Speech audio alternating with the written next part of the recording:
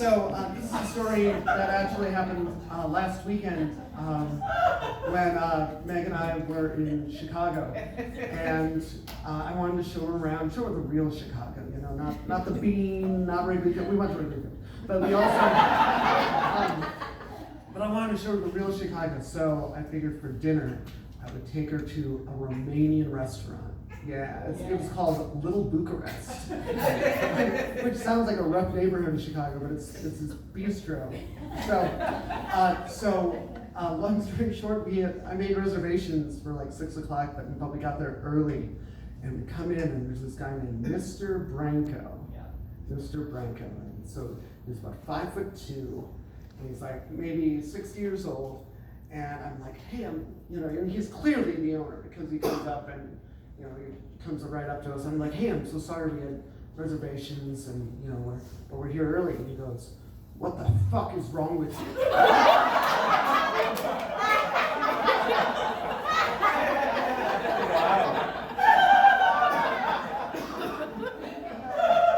And then he throws his arms around me and like gives us these big hugs. And then he leads us to our seats, making a joke about how we're going to have such a great time that we're going to have so much lovemaking that night.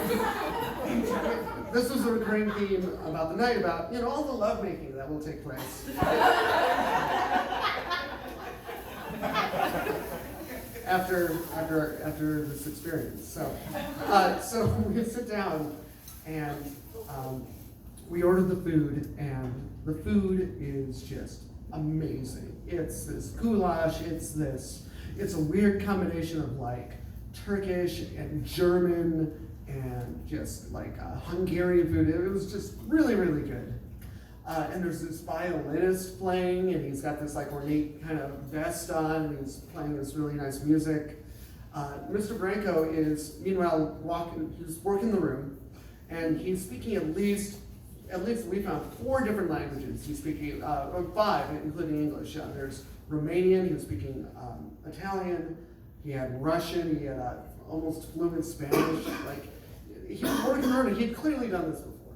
So, at one point, across the room, at the other side of the dining room, there was this group of people, and one of them, it was their birthday. And we knew this because the violinist came over and started playing Happy Birthday. So Mr. Branco is right by us, and he's working some of these Russian ladies behind us, shooting the breeze.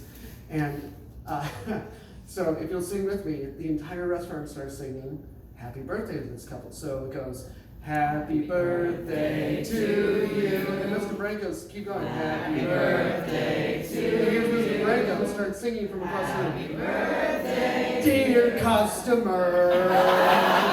Happy birthday to you. And he's yelling this from across the room. Yelling. And so it was about time to go. So we go to get our check from this very polite and very silent waitress. And I'm like, well, I have to go to the bathroom before we leave. And Mr. Branco comes in, he's like, sit your ass down. So I sit my ass down. And so he's like, take out your camera, your phone, take out your phone. So I take out my phone, and he makes like, and both Meg and I thought, oh, he's gonna like sit on her lap, and we're gonna have some, one of those pictures. But at the last second, I don't know where, he whips out this canteen, and it's this like engraved Romanian canteen, and it was filled with this Romanian brandy called Palinka. And before either of us noticed, he's shoving this canteen down her throat and just waterboarding her with Palinka. He did not mention this at the beginning.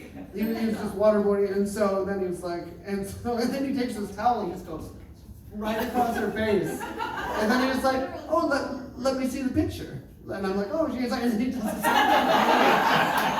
thing. Just wipes the towel against her face. And so So our Yelp review, we left a Yelp review. It was, we were greeted with expletives and hugs. We had Romanian brandy involuntarily poured down our throats. It was the best dining experience we've ever had.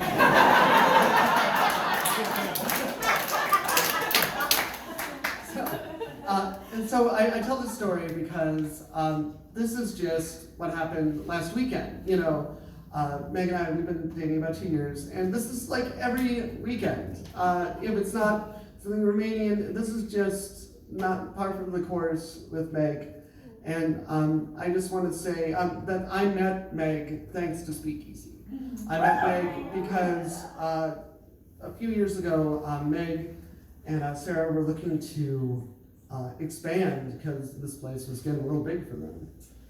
And so they came to me and my friend who were producing these improv shows, and they mistakenly thought that we had cachet to all these venues around town. They were wrong. It didn't work out, but we kept in touch. And then a couple years ago, November 2017, I wrote a Facebook message being like, hey, so when's the next Speakeasy? And she told me, but then it went from there. And I just want to say, Meg, I just love you so much, and I want to see if you would be willing to marry me.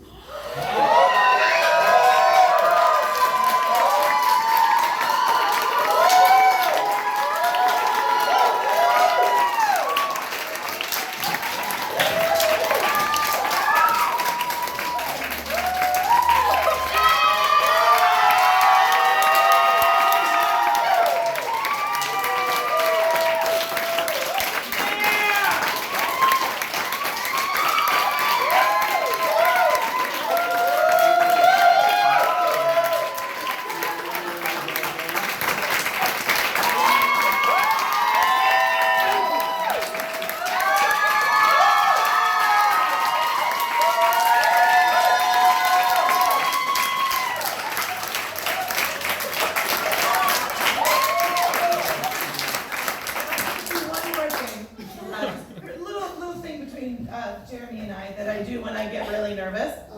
Right there. And arms up a little bit, out a little bit more.